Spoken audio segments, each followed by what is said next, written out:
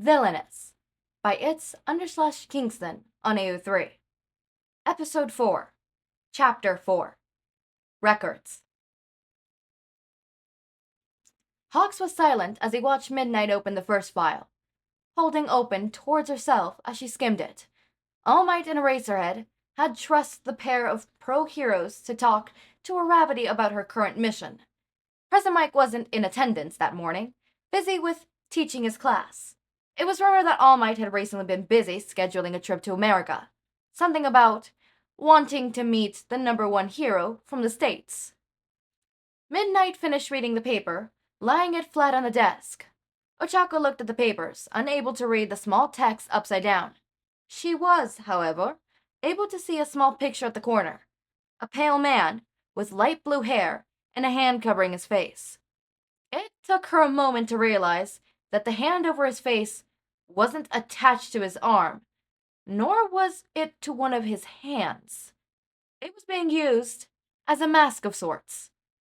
In the picture, which seems to be a still-frame photo from a security camera, showed him in the same black shirt Ochako had always seen him wearing. She recognized him as Tomura Shigaraki, leader of the League of Villains. He's really messed up in the head, so be careful around him. He could just snap. Hawks punctuated his sentence with a snap of his fingers, earning a glare from Midnight. Hawks is right. Shigaraki has been known to completely flip on a person. Reports say he often goes from being a friend of some to their killer. You know his quirk, Decay. Don't let him get close enough to touch you. Midnight said, flipping the file around so Ochako could read it herself. Breaking and entering, shoplifting, grand theft, assault, battery, fraud, robbery, kidnapping, terrorism, several accounts of first-degree murder. Ochako read under her breath, before looking up at Midnight. He's done all this? Midnight looks at the file and places it on the side. These are the ones we have proof of him doing, she said, looking at the files again. She picked up the next one, skimming it in advance like she did last time, as Hawks watched over her shoulder, quietly.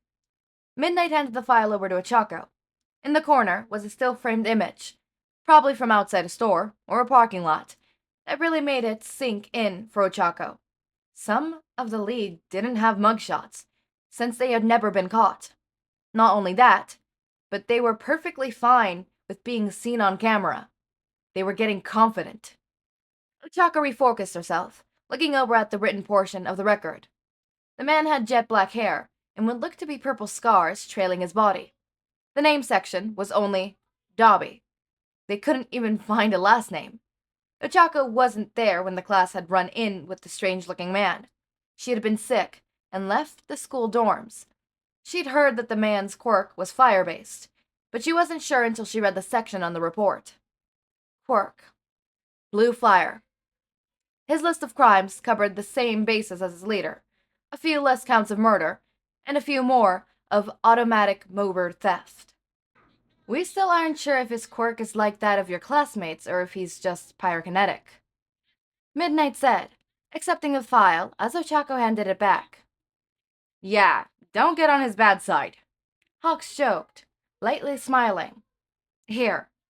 Midnight handed Ochako the next one a few minutes later. 2 mugshots filled the upper right corner, one of a man with short blonde hair, and the other some in a gray and black mask. The name read, Jin Baiwawa. Under the pictures, beside it, in brackets, said villain name, twice. They caught him for breaking and entering, but his crimes span way further than that. Murder, kidnapping, terrorism, and armed robbery. He's just as bad as his boss. Hawk said, picking up the last remaining file. We've heard the villain known as Spinner left the League, so we didn't pull his file. Muscular and Mr. Compress, as you might know them, are in a maximum security Furdo prison. They have another member named Kuraguri, but we haven't seen him, let alone caught him. He doesn't have any sort of file, nor any charges besides associating with wanted criminals and harboring them. Because of this, the League is probably looking for more hands. Midnight said, before beginning to read the open file that sat in front of Hawks. Like he needs more of those, Hawk said under his breath, getting yet another glare from Midnight. That's where you come in. Midnight handed the file to Ochako, who didn't open it yet. We identified their most likely scouter. She gestured to the file Ochako held. Ochako opened it. Her eyes instantly darted to a mugshot of a smiling girl. Fangs poked out slightly as the girl glinned. Despite having been caught, piercing yellow eyes were hardly covered by blonde bangs, the rest of her hair tied up in buns. She looked to be about Ochako's age, and cute too. The name, Himiko Toga, was printed below the picture. Ochako looked towards the left side of the paper, towards where the information is listed. Her quirk was a huge mystery, apparently. They had shape-shifting written haphazardly along the line, with a few question marks punctuating it. Serial murderer, kidnapping, breaking and entering, armed robbery, terrorism, grand theft, assault with a deadly weapon, battery, automotive theft. She's done all that? Ochako didn't truly want the answer, and luckily Midnight didn't bother to give it. She's the most interesting case from the League. Midnight began, and said, pausing to look at Hawks. What does that mean? Ochako asked nervously. She'd been strangely quiet throughout the briefing, thinking about what the villains had done to put her in a bad mood. Partially sad from the villains' families and friends, but mostly angry. And that just 5 people have caused so much pain and destruction? She grew up fine, no worries or trauma, but one day she just snapped. She killed a classmate and ran, joined the League. She's been with them since. Though a few months ago we caught her for automotive theft, by dumb luck. We assumed the car was stolen, but it was incredibly low on gas. When it ran out, she had to run on foot, and the pros had a chance to catch up, Hawk said. Once we brought her into interrogation, she didn't seem worried at all. Actually, it seemed like she was mocking us. Then she got away, like she was never there. Toga's an escape artist, and completely deranged. She might be worse than any other member. Midnight pulled out a tape recorder, placing it on the desk and letting it start. Please state your name for the record. Himiko Toga. What crimes, federal or state, did you commit? Oh, none. Wait, your friends just watched me steal a car, and then I crashed it into a tree accidentally. Tabby's gonna laugh at me for that. You admit to auto theft? Oh, no. We have proof. Damn it. Shiki told me not to get caught. But I'll get out anyway, so I guess that's okay. Get out. Of what and how? I'm not telling you. It's my secret. We have several different sources saying that you're guilty of first-degree murder and assault with a deadly weapon. That wasn't me. I finish what I start. Most of the time. If I can. Is that an admission of guilt? I just said it wasn't me. Are you even listening, Guardman? What about the several counts of first-degree murder? Only several? How many is that? 'Cause you guys must not be searching very hard. That implies you've murdered more than what we found. Is this correct? You know, I told Kurogiri that before I die, I wanted to kill 1,000,000 people, to leave my mark on the world. It's good to have big goals, right? And he said that's like 1/7 of the population, and that it would be impossible. But I like the challenge. I probably have only gotten a few hundred by now, but baby steps, right? The tape clicked off, and the room became uncomfortably silent. The last sentence echoed in Ochako's mind. I've probably gotten only a few hundred by now. Baby steps, right? She gritted her teeth and tried to focus past the insensitivity and overall insanity of what she just heard. You have no clue how she got out? No. Maybe the rest of the League broke her out.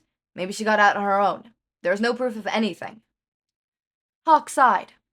He gathered the files into a pile as Midnight sat silently beside him. Those were all 4 files we needed to show you. Do you have any questions about your mission? Midnight asked, turning her gaze to Ochako, who was still struggling with her thoughts. The first question she wanted to ask was, why did you pick me to do this? But she already knew the answer. They explained it to her already.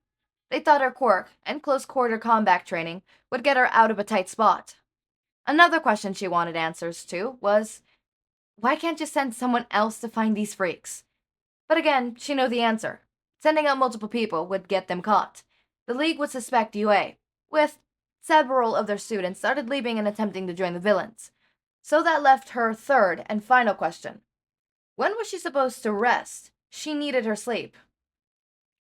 I'm attending classes during the day and searching for the League at night. My sleep schedule is totally messed up and I'm way too tired to keep this up in a long time, she said, yawning as if on cue. Midnight shook her head, meeting Ochako's eyes with a steely gaze. Find a different time to sleep. This is what being a pro means. Not sleeping when you have to work. But I'm not a pro. I'm a student, Ochako protested. She was 19, still a teenager. She needed her sleep, and wasn't sure who the pros thought she was.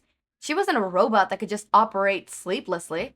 She almost fallen back asleep while eating breakfast that very morning. You won't be a pro with that attitude, Hawk said lightheartedly, failing to see the problem. It's almost lunchtime though, so you might want to leave soon. Ochako checked her phone. Sure enough, the clock displayed the time. 11:47. Lunch was at 12 p.m. 13 minutes from now. Okay, sure, I'll go now. To say the Gravity Hero was only aggravated was an understatement. The situation, combined with her lack of energy, and therefore lack of emotional energy, caused her to make a pit stop at the bathroom to wipe her falling tears. She wasn't that upset with them, more angry. They didn't listen to anything. But this imbalanced emotional response was a testament to how this was already affecting her. Okay, chapter 10, chapter 10, what the fuck? Chapter 5 is called Stalker, but I want to talk about this chapter. So it is very much, so I think the ages are a bit higher, so I don't think they're in high school, unless they are in high school. I don't know, like, it changes a bit. I know that this is not Canon Compliant, so that's interesting. So I'm guessing Toga's 19, and no, not Toga. Ochako's 19, and maybe Toga's 19-20, because I know canonically Toga is 1 year older than the main cast and stuff.